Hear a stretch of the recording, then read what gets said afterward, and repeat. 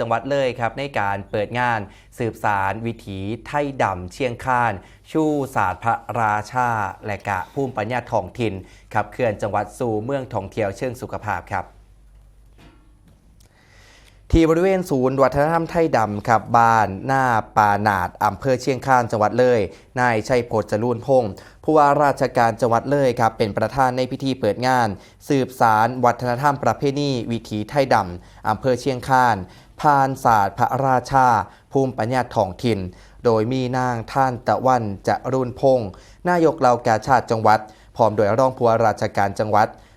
นะครับพร้อมโดยหัวหน้าส่วนราชการผู้แทนจากสปป.ลาวและกับพี่น้องประชาชนชาวไทยดำรวมถึงนักท่องเที่ยวเข้าร่วมในพิธีเปิด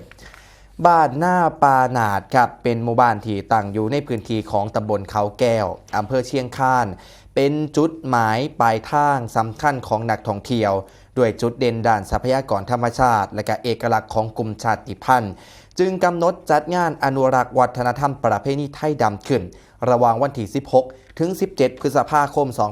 2569 เพื่อส่งเสริมการท่องเที่ยวอย่างยั่งยืนและกะขับเคลื่อนเลยสู่เมืองท่องเที่ยวเชิงสุขภาพโดยมีกิจกรรมประกอบด้วย